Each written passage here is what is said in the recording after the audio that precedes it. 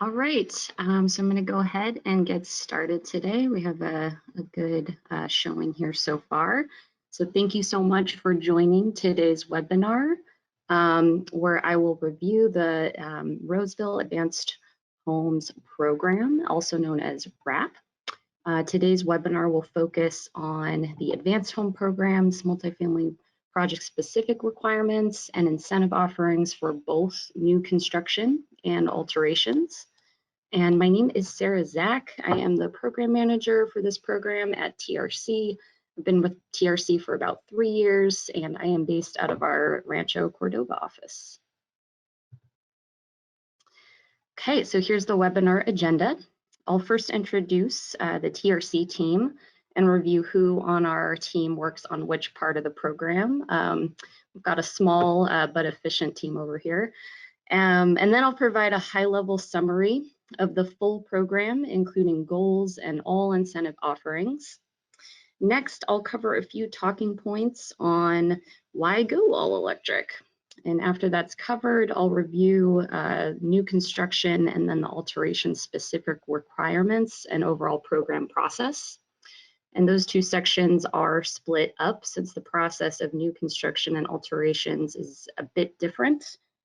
I'll then review bonuses offered to multifamily projects, specifically the central heat pump water heater design stipend and the affordable housing bonus. I'll present a slide that will cover program-specific resources available and our contact information, and then I'll round us out with some time for Q&A at the end of the presentation. All right, so our roles and contacts within this program are as follows. Roseville Electric Utility is the program administrator. This program is sponsored by them, and they are the source of incentives for this program. TRC Companies is the program implementer. So we here at TRC, we implement the program on behalf of Roseville Electric Utility. We are responsible for all program-related inquiries, reviewing project submittal packages, enrolling and verifying projects when they are complete, and then we submit projects for payment to Roseville. Myself and my colleague Gabby Cruz, who's also on the call today, we work on various program administration related tasks, which include reviewing the program process with prospective participants. So we may have talked to a couple of you already about enrolling. We also review project submittal packages and issue commitment documents. And so commitment documents include the project's incentive reservation letter, which officially enrolls the project within the program. Mara Cardenas, who's also on the call, is our technical manager, and she oversees the plan review process and is our in-house expert on code requirements. And I'll review the plan review process in more detail later in the presentation. Myra Vega, who's on the call, and Nick Dunphy act as technical advisors within the program. So if anyone has very specific questions, for example, on the central heat pump water heater design stipend, or general questions about building all electric, we would help set up a call with them to discuss those questions in detail.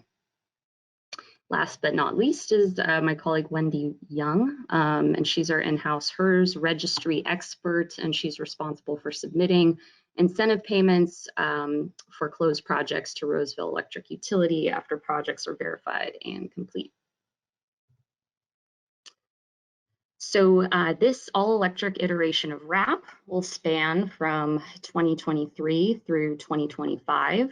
So the mixed fuel pathway is now sunsetted. We will consider enrolling projects, though, that complete construction within this year, if there happens to be examples of that, but we'll review those on a case-by-case basis. So in order to qualify for incentives, projects must complete construction by 2025 for this program cycle. Eligible projects must receive electric distribution from Roseville Electric Utility, and the program offers incentives for both new construction and multifamily alteration projects.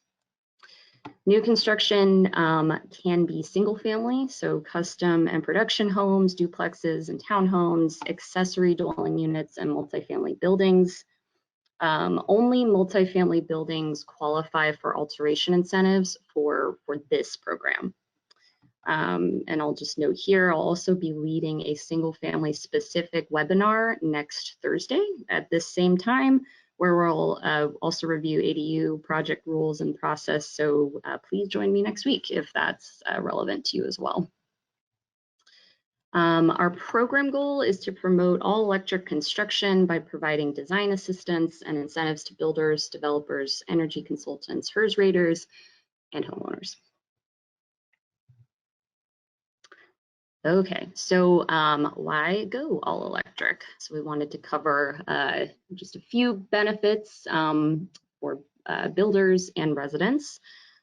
So for builders, for example, there have been studies that show significantly reduced construction costs by bypassing construction of gas hookups and meters. The permitting process is easier since you only have to submit permits through one utility. And additionally, there's no need to install carbon monoxide monitors. So that's a benefit. Eliminating gas stoves have a lot of benefits to residents. So for example, open flames and their associated pollutants are removed if there's no gas stoves in the home. So emitting formaldehyde and nitrogen dioxide in homes is eliminated. So, just really improves indoor air quality. And induction cooking is a lot easier to cook with. It's safer. So for example, after turning off the heat on an induction stove and removing cookware from the stovetop, the heating stops on those surfaces. So you've probably seen demonstrations of, you've seen induction cooktops. You can essentially run your hands along the surface pretty quickly after the heat's turned off. Electrical equipment is known to have reduced operating expenses. So for example, heat pump water heaters don't require as much upkeep from maintenance managers as compared to like gas boilers. So that's a reduction in operating expenses. I believe gas boilers and gas equipment usually require annual maintenance checkup, where electrical equipment does not. All right, last point on this slide is benefit to residents and building owners. So there's a chance for additional energy savings, especially with the use of smart thermostats. So they allow, one benefit is allows homeowners to remotely adjust temperature with their smartphone or other device, which helps save energy. All right, so now I'm going to review the multifamily new construction pathway. So here are the incentives available for multifamily new construction projects. The top row shows the standard per unit base incentives, and below that is the induction cooking bonus.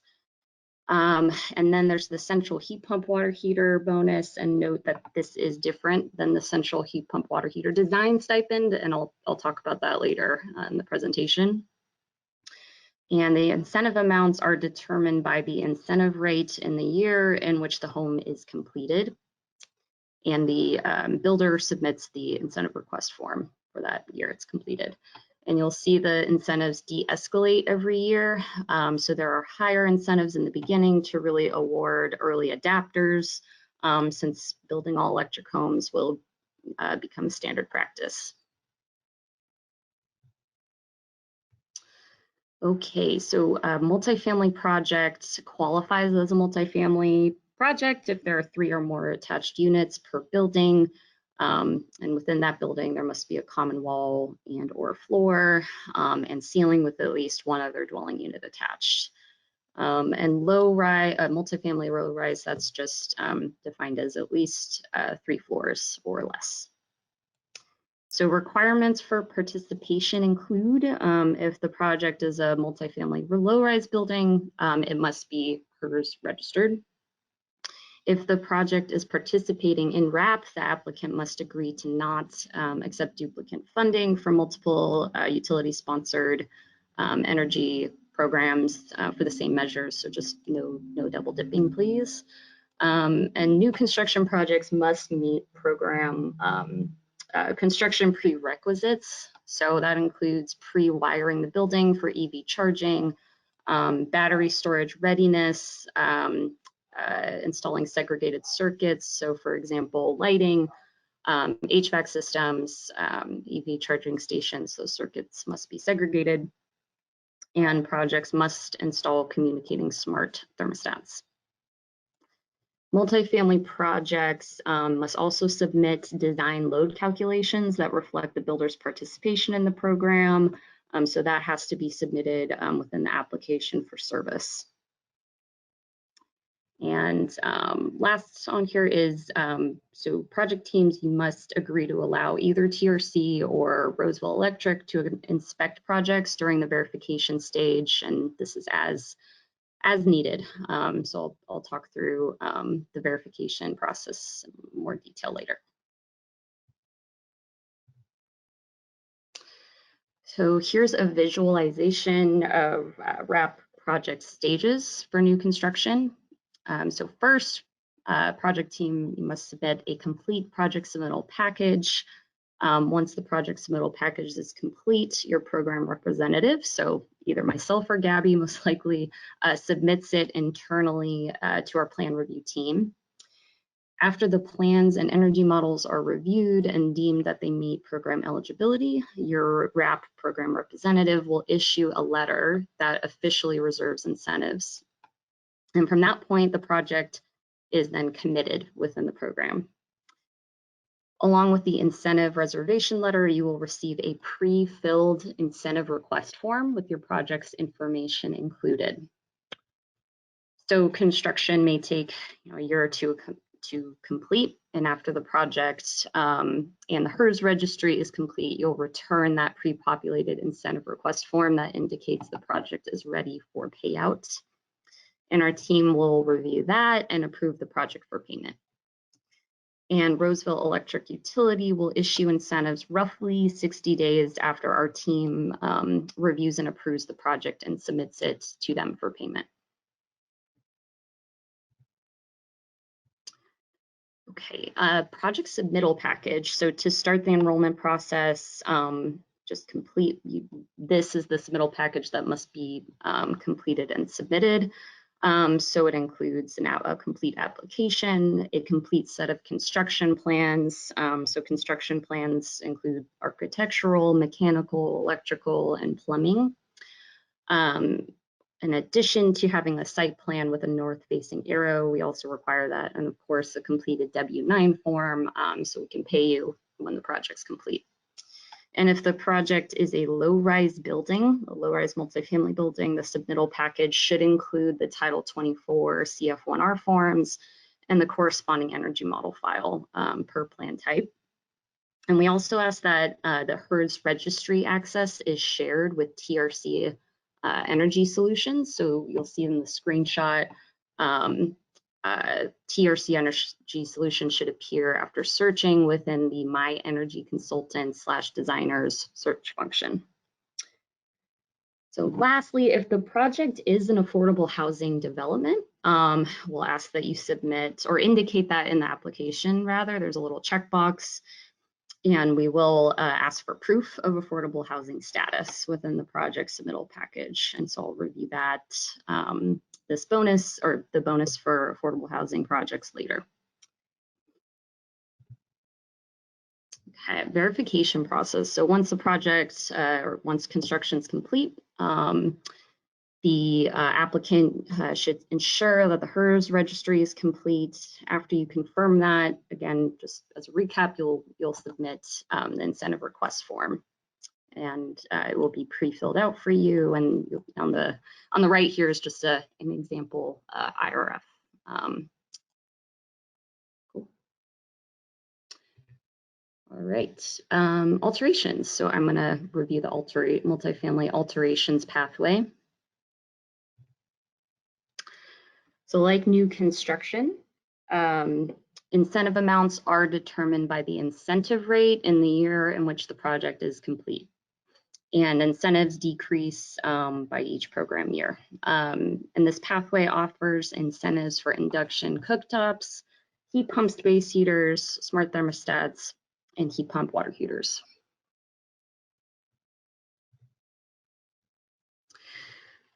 So we have the same definition of multifamilies for this pathway. I won't repeat that again, yeah, I will note that this pathway, so for the requirements, okay, yeah, still have to receive electric distribution from Roseville. And this pathway requires that gas meters are removed and all available existing gas appliances are converted to electrical systems. So for example, heating appliances must be upgraded to heat pumps, space heating, include corresponding smart thermostats. Gas water heaters must be upgraded to heat pump water heaters, and gas stoves must be upgraded to induction cooktops. So this pathway, it also requires the commitment to no double dipping. So yeah, you can't receive two incentives for installing, the same heat pump water heater on a site. Okay, so here's another visual of project stages. This is for alteration projects. So just submit a complete submittal package. Our team reviews for program compliance. And your program representative will issue a acceptance letter committing the project to the program. So that part aligns with new construction as well. And after construction is complete, we will require a verification package is submitted. So that's the one main difference between the two pathways. And I'll go into the specifics of the verification package for alterations in a moment.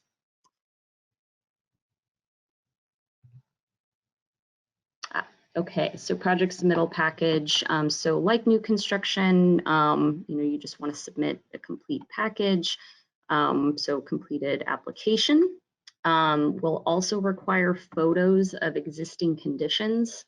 So all photos must be clear and show all areas of the multifamily building space. So for example, any maintenance rooms that house water heaters or boilers, as well as photos of an example unit that show existing stoves, and all photos of appliance nameplates are also required. You must also submit a copy of the electric utility bill, Roseville electric utility bill, to confirm service, and a completed W-9 form. And if the property is an affordable housing development, submit proof of that as well. And our team will send a confirmation to you after the project submittal package passes review and is sent to our plan review team. So just want to state that, we're going to be very communicative of where your project is at through each stage.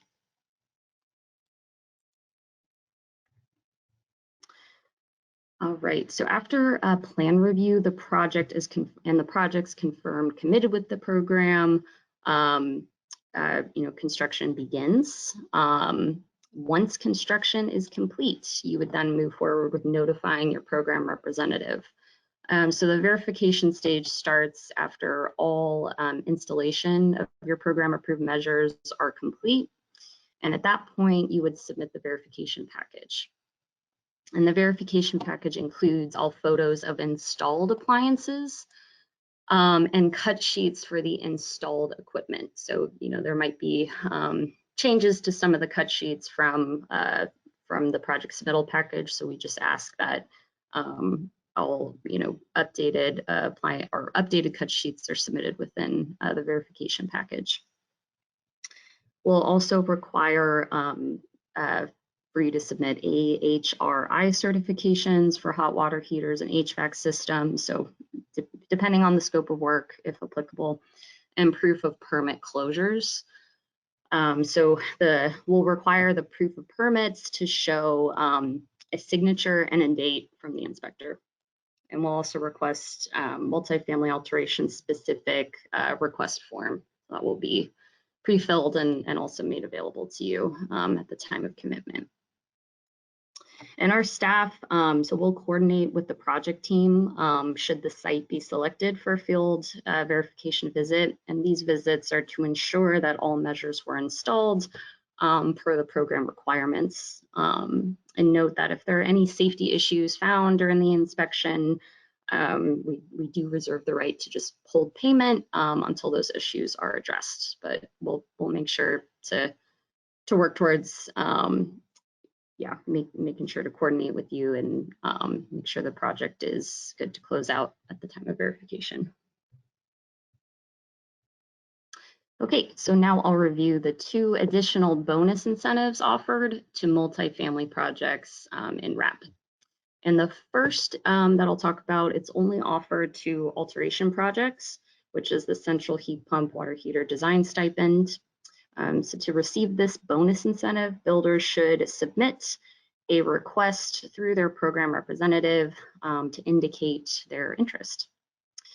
TRC can help support in discussions with the design, deciding specifications and thinking through what accommodations are needed in order to install this equipment in existing multifamily buildings. So again, we'll send that request through your program representative and we'll set you up. And so yeah, builders can request up to $4,500. $45,000. So there is a cap on funds available. So that's the cap. And the total incentive awarded is decided on a case-by-case basis. And it's paid out in 2 installments. So 50% is paid at the development, at 100% design development phase, and 50% of the stipend is paid at 100% construction documents phase. So those 2 phases mentioned are determined by the AIA Handbook of Professional Practice. The next bonus offered is to all multifamily projects, so both alterations and new construction, which is the affordable multifamily. So affordable multifamily properties are eligible for an additional 25% bonus, so on top of the total incentive estimated for the project. And qualified projects must submit proof within the project submittal package. So developments can be either certified as an affordable housing development based on the regulatory designation, or the applicant can be an affordable housing developer.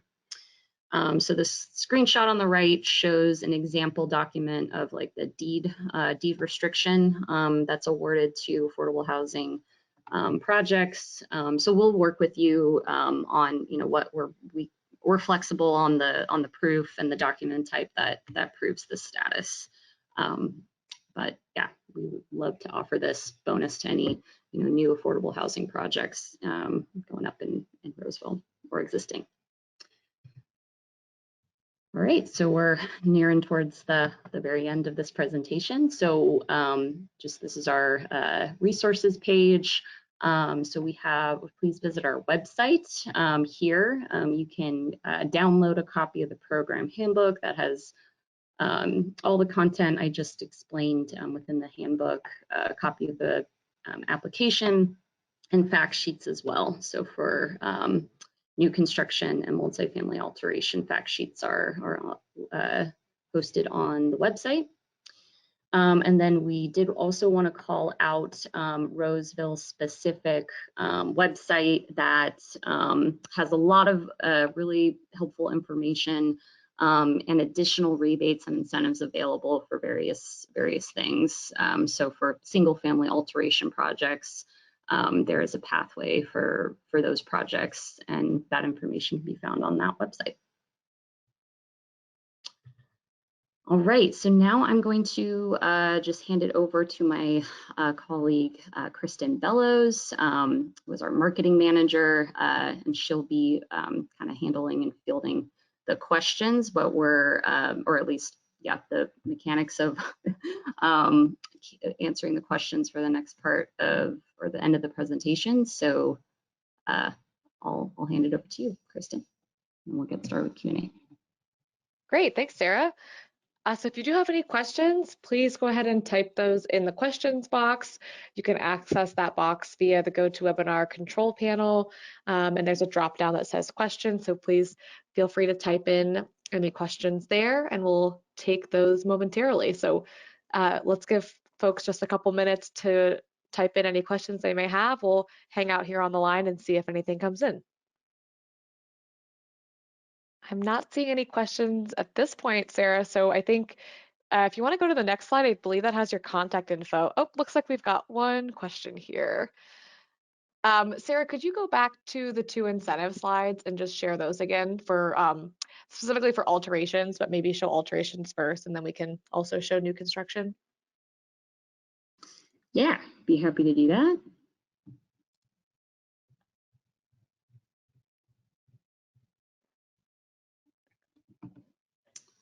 And I'll just also mention that this is available on the website, rosevilleadvancedhomes.com. So please feel free to visit us there to see this information as well. All right, maybe we can navigate to the new construction as well, just to make sure everyone's had a chance to see that. And then as you're navigating to that screen, Sarah, let's see. We have a question about if multifamily duets, which are 2-unit duplexes, qualify for the program. That's interesting. Multifamily duets. I will maybe call upon Myra Vega, if you are on the call, if you are familiar with those type of Sorry, I had to unmute myself. Yeah, Sarah, yeah. can you go back to the slide that has the multifamily definition? Because Sure. I think that would qualify for single family. Yeah. So it has to be 3 units or more. So we do have a single family program that we'll be talking about next week. Sounds like that would be applicable to that. Yeah, and I'll go back to this. Thank you. So yeah, so right here, so single family custom and duplexes and townhomes, that sounds like a duplex type structure. But yeah, that sounds like it could qualify for that pathway.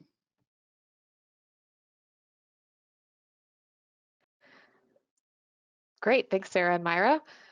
And we have another question related to the multifamily definition. Are there any requirements for occupancy type classification?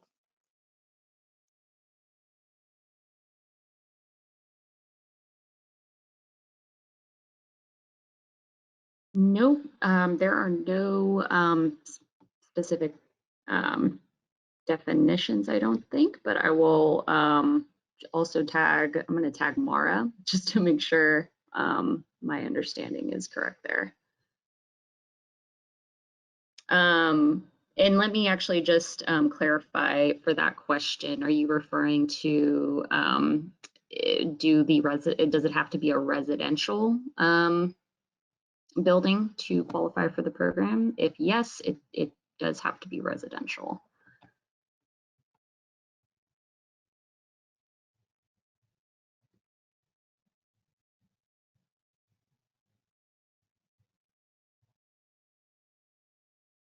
Yeah, I would second that. I think as long as it's for residential housing, we would be able to review it and give you a determination at that time.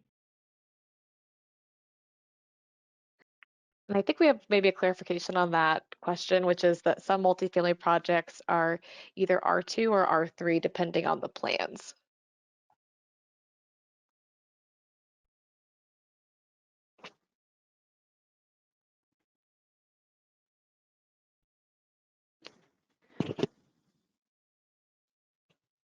I think as long as it's a multifamily, regardless of whether it's R2 or R3, it should qualify. Let me just double check something.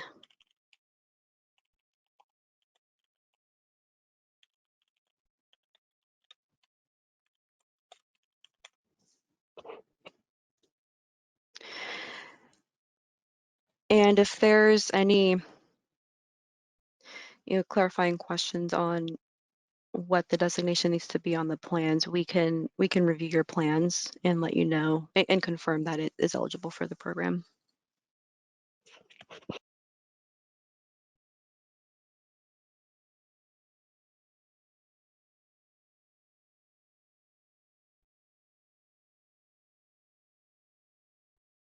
So I just fast forwarded to the very last slide here. So yeah, great questions coming in. Feel welcome to reach out to either myself or Gabby if you have any additional questions. But yeah, as far as we're aware, yeah, as long as it's residential. So so like for example, clubhouses like that are separate building structures that are not occupant or not residential occupied would not qualify. But yeah, if there's folks residing in them, they should qualify under that definition. Sarah, we have another question here. Yeah, we have one more, which is regarding whether this is specific to low-rise multifamily or if high-rise is also eligible, and if you can clarify the HERS requirements specifically for low-rise multifamily.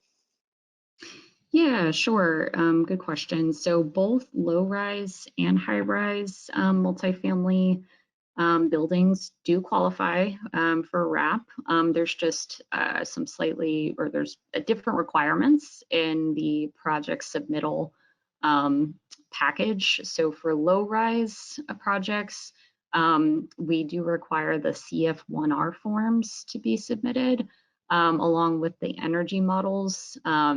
But for multifamily high-rise projects, there's different forms, and I'll maybe just tag Mara, who's our HERS registry expert here, but there's just some slightly different requirements for the submittal process.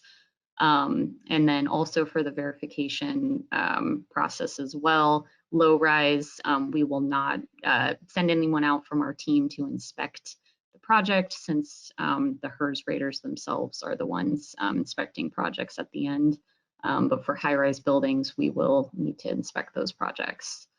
Mara, I'm going to tag you just to make sure if you want to like recap that in any way. Right, so yeah, just like Sarah said, for low-rise projects, we would require the energy model and the CF1R, and they would all have to be registered in the registry, whichever one that you choose, yours or CalCerts. High-rise multifamily buildings, you would need to provide the NRCC PERF documents and the energy models for those. And since we do not have the HERS rater that would be able to go out and do the inspection for us, that would be something that we would have to do a field visit for internally. So just keep an eye out for that. So yeah, thanks, Sarah, you got it. Thanks, Mara. Great, thank you both. We'll wait just another minute here and see if there are any other questions before we wrap up. Okay, I'm not seeing any other questions, Sarah. All right, thank you so much, Kristen and team, for helping me answer those questions. And thank you all who joined and asked those good questions. Again, here is our contact information. Please feel welcome to reach out at any point with more questions.